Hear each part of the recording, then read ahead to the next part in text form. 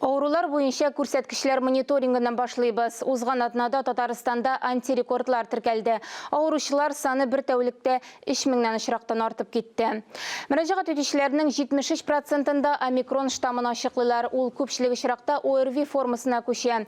Бөтен республика буенча балаларда авырый, дистәләгән мәктәп балалары дистанцион укуда. Ял көннәрендә мәктәпләрдә генераль җыештыру һәм бактерицид лампалар ярдәмендә зарарсызландыру үткәрелде. Иртәнге фильтрлар эшли. Теманы дәвам итеп, республикада 12 яшьтән алып 17 яшькә кадәр яшүсмерләргә ковидтан прививка ясау дәвам итә. Чаллыдагы байтак поликлиникалар әлеге чарага кушылды. Шәһәргә вакцинаның беренче дозлары гыйнвар ахырында ук кайтарылган иде. Яшүсмерләргә Спутник М дигән аз дозалы вакцина ясала. 16 яшьлек Сергей Садовников үз теләге белән ковидтан прививка ясатырга булган. Шәһәргә Спутник М вакцинасы кайтарылгач, беренчеләрдән булып поликлиникага килгән. Я решил привиться, потому что сейчас идет сильная эпидемия. Ковид йогышының бик таралган чагы. Хәзер үземне сакларга кирәк. Мин дә вакытында прививка ясатырга уйладым. 3нче балалар поликлиникасына прививка ясатырга бер юлы 20 яшүсмер килгән.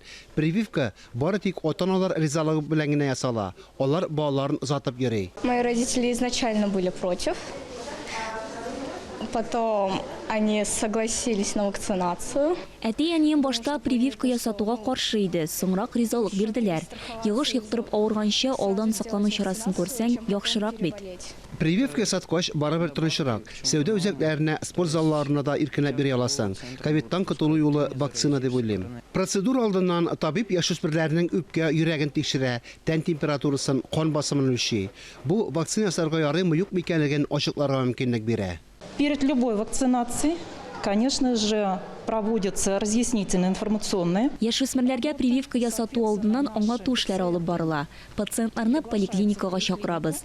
Без яшүсмерләргә прививка ясау өчен атнаның бер көнен билгеләдек. Процедура һәр чәршәмбедә иртәнге 9-да башлана. Белгечләр сүзләренә караганда, вакцина үзен нәтиҗәле күрсәткән. Өлкәннәр вакцинасыннан концентрацияның 2 тапкырга кимрәк булуы белән генә аерыла. Спутник М шулай ук 21 көн аермасы белән 2 тапкыр ясала. 12 яшькә кадәрге балаларга, хроник кискен вирусы авыруларга яки аллергик реакция булучыларга прививка ясау тыела. 15 яшын тутырган яшүсмерләр өстәмә рәвештә үз ризалыкларында бирә. Табиблар билгеләп үткәнчә, тулаем алганда яшь пациентлар вакцинаны җиңел кичерә. Бераз тан температурасы күтәрелергә, хәлсезлек кенә булырга мөмкин. Фанис Мөхәммәтов, Илмира Гайнетдинова, Татарстан яңалыклары, Чаллы.